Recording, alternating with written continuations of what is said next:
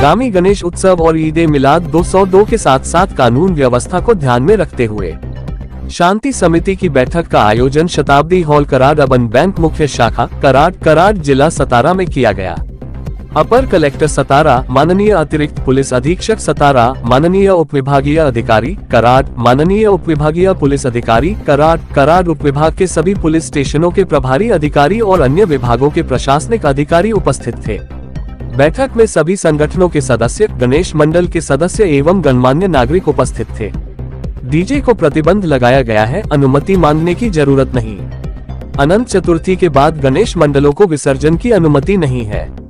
Police उपाधीक्षक अमोल ठाकुर ने कहा, गणेशोत्सव और ईद ए मिलाद के मौके पर मुस्लिम भाइयों ने ऐतिहासिक फैसला लेते हुए 16 सितंबर की जगह 22 सितंबर को मोहम्मद साहब की जयंती मनाने का फैसला किया है।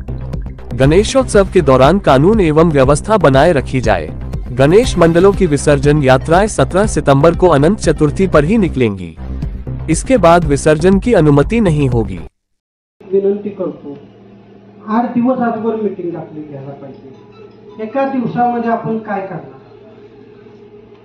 खड्डे भरणार का लाईनिंग वायरिंगच्या संदर्भात होणार का मंडळाला मार्गदर्शन घातलेलं तेच मागं पुढं करणार? आपण मगाशी म्हणाला की सर्वांनी सांगितलं, आमच्या मंडळाच्या सगळ्या कार्यकर्त्यांना कुठं काय माहित आहे की जर 8 दिवसापूर्वी जर घेतला तर प्रत्येक मंडळाला काय?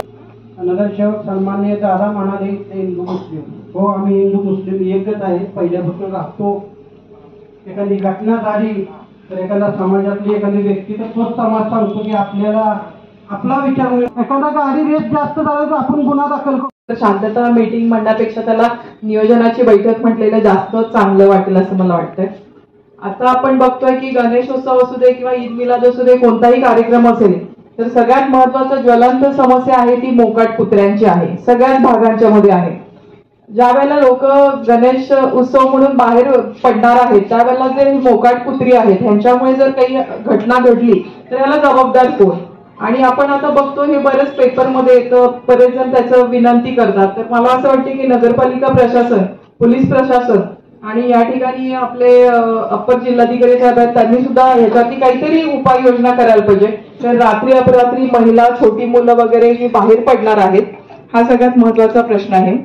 त्याचबरोबर महिलांच्या सुरक्षेची तर तुम्ही काळजी घेतलीच असेल, पण ज्या वेळेला आपण सिग्नल पास करत असतो त्यावेळेला सिग्नलवरती बरेच भिकारी लोक फिरत असतात, मुलं वगैरे, आणि ते इतका त्रास देतात महिलांना। तर स्पेसिफिकली बघितलं तर ते त्यांना चेन स्नॅकिंग केल्यासारखं सामाजिक सूचनाच आहे। आपण काय करत साहेब की बऱ्याच मागच्या शांतता कमिटीची आता तुमच्या म्हणजे प्रास्ताविकामध्ये एक छान आवडलं मला की ज्या काही आपल्या गेल्या 5-6 वर्षापूर्वी सूचना होत्या त्याच्या बऱ्याचही सूचना तुम्ही अगोदरच त्या संदर्भात तुम्ही कामकाज केलं। मला वाटतं बऱ्याच आमच्या सूचना मला मांडायच्या होत्या ते तुम्ही बऱ्याच सांगितलेले, खूप तुमचं अभिनंदन। परंतु काही जे सामाजिक प्रश्न आहेत, आता सर्वात म्हणजे वाहतुकीचा प्रश्न, ट्रिपल सीटचा प्रश्न मी दरवर्षी मांडतोय, पण कराड शहरामध्ये पोलिसांचा 100% धाक नाही। म्हणजे माझा जाहीर आरोप आहे, ट्रिपल सीट सिग्नल मोडणे तुम्ही त्या डायरेक्ट कारवाई करा, कोणी असू दे। आमच्या मनसेहून तुम्हाला आता कुठल्याही तुमच्या ट्रॅफिकवाल्यांनी कोणी सांगावं की आता कधी फोन आला म्हणून की मनसे पदाधिकारी सोडा म्हणून, तुम्ही कुणाची गैर करू नका साहेब, कारण सगळ्यात मोठा क्राईम तिथूनच चालू होतं। आम्ही सर्वजण सिग्नल उभारलेला असतो आणि एकदा येतो बिंदास सिग्नल तोडून जातो, त्याला आपण जग जिंकलं, त्याला मी तिथं पण सांभाळू शकतो, म्हणजे त्याचा विषय नाही।